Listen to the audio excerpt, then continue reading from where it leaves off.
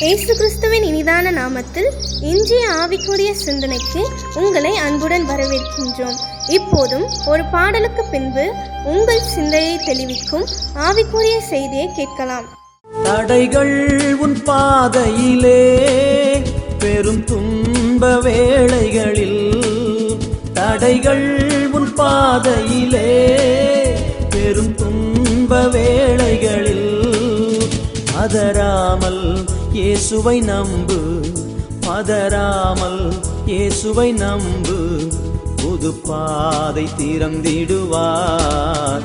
என்னை அழைத்தவர் உண்மையுள்ளவர், அன்பின் வாக்கு தத்தங்களை தந்தவர், எந்தன் வழிகளில் என்னை காப்பவர், என்றும் உன்னை நடத்திடுவார்.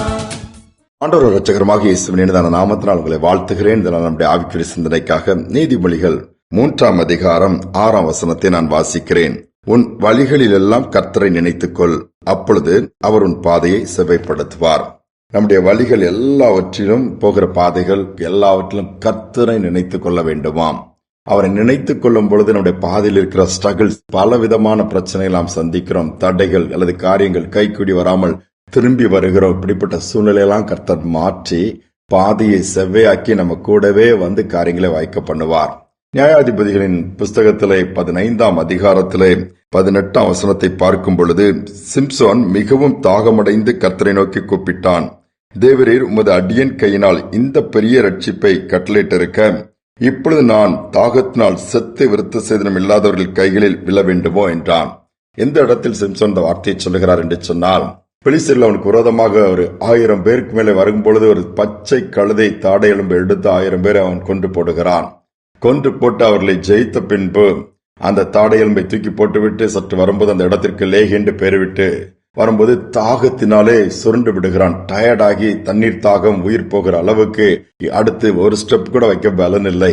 அப்பொழுது அந்த வார்த்தை சொல்லுகிறான், ஆண்டவரே, மிகவும் நான் தாகமா இருக்கிறேன், இந்த பெரிய ரட்சிப்பை நீர் எனக்கு கட்டளையிட்டிருக்கிற, ஆனால் தாகத்தினால் செத்து இந்த இடத்துல விழ வேண்டுமா என்று சொல்லும் பொழுது கர்த்தர் என்ன பண்ணுகிறார், அந்த இடத்திலே ஒரு தண்ணீர் பிளந்து வரும்படியாய் பள்ளத்தாக்கை பிளக்கிறார். தண்ணீர் வருகிறது, ஓடி அதை குடிக்கிறான். எடுத்து மீண்டும் அவனுக்கு உயிர் வந்தது போல பலம் வந்தது, கடந்து போனான் சொல்லப்பட்டிருக்கிறது. தேவன் எவ்வளவு அழகா அவரை நோக்கி கூப்பிடும் பொழுது அவன் கடந்து போகிற அந்த பாதைகளை கூட இருந்து சத்துருக்களை அழித்ததோடு மட்டுமல்லாமல் தான் சாகாதபடிக்கு அந்த இடத்திலே தண்ணீரை பெற்று குடித்து மீண்டுமாய் தன்னுடைய பயணத்தை தொடர ஏதுவாக கர்த்தர் மாற்றிக் கொடுக்கிறார்.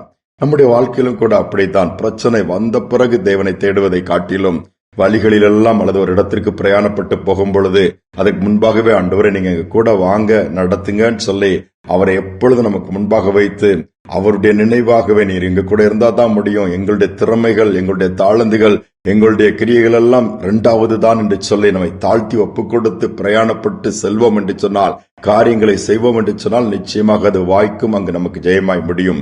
இல்லாத பட்சத்தில் நம்முடைய திறமை, நம்முடைய தாளந்து, நம்முடைய அனுபவங்கள் எல்லாவற்றிலும் அது ஒர்க் அவுட் ஆகாது. நம் தோல்விகளை சந்திக்கத்தான் நேரிடும். ஒரு அருமையான தாய், நல்ல ஊழியத்தை செய்தவர்கள் திபெத் பகுதிகளிலே அவர்களுக்கு ஊழியம்.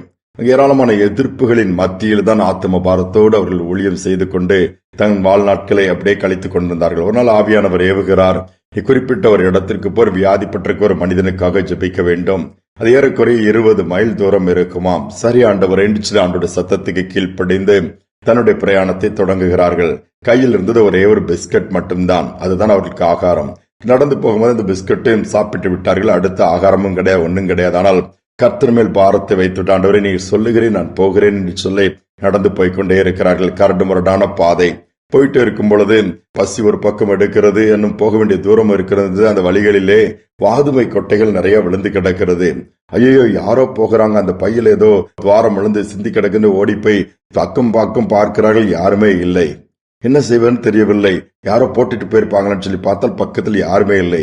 அடுத்து என்ன செய்தால், அதை எடுத்து அதில் உள்ள சீடை எடுத்து சாப்பிட்டு விட்டு அதே பாதையில அப்படி கடந்து போய் கொண்டிருந்தார்களாம். அங்கு போய் பத்திரமா சேர்ந்தார்களாம். அவர்கள் வழிகளில் அந்த வாதுமை கொட்டைகள் நிறைய இடத்துல இருந்ததாம். அதை எடுத்து அவர்கள் சாப்பிட்டு எந்தவித பசியினால் கஷ்டப்படாதபடி கர்த்தர் அவர்களை நடத்தினார் என்று சொல்லி பின்புதான் உணர்ந்து கொண்டார்களாம்.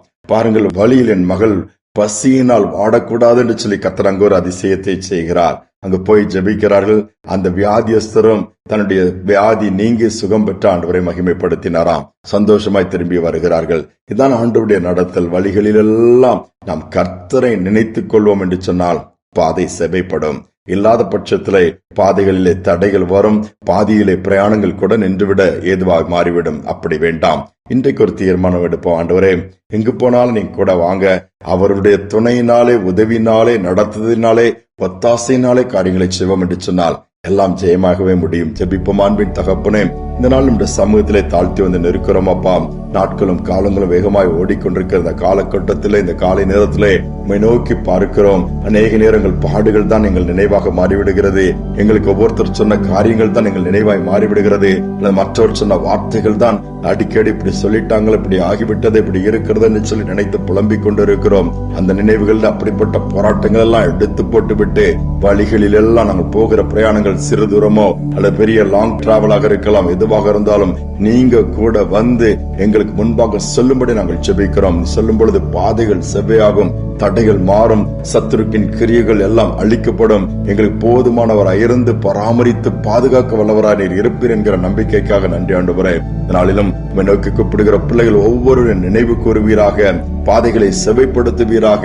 இதுவரை முயற்சி எடுத்து தோற்று போன பகுதிகள், அந்த பாதைகள் இன்று ஜெயமாய் மாறட்டும். நாள் முழுவதும் பிரசன்னம் இருக்கட்டும். உம்முடைய எல்லாவித பகுதியிலும் உம்முடைய ஆளுகையும் இருக்கட்டும். துதிகரமை நமக்கு செலுத்துகிறோம். இயேசுவின் நாமத்தில் பிதாவே, ஆமேன், ஆமேன். பாதைகள் எல்லாம் கர்த்தரை நாம் நினைத்துக் கொள்வோம். நம்முடைய பாதைகளை அவர் செவையாக்கி கொடுப்பார். இந்த சிந்தனையோடு இந்த நாளை தொடருவோம். மீண்டுமாய் நாளை தினம் சந்திப்போம். வாழ்வை கர்த்தருக்கு ஒப்புக் கொடுப்போம், அவரே எல்லாம் வாய்க்க செய்வார். வாழ்வை கர்த்தருக்கு ஒப்புக் கொடுப்போம், அவரே எல்லாம் வாய்க்க செய்வார். கர்த்தர் மேல் பாரத்தை வைத்து விட்டோம், கலங்கி தவிக்க மாட்டோம். அவரே என்றும் ஆதரிப்பார், அதிசயம் செய்வார். கர்த்தர் மேல் பாரத்தை வைத்து விட்டோம், கலங்கி தவிக்க மாட்டோம். அவரே என்றும் ஆதரிப்பார், அதிசயம் செய்வார்.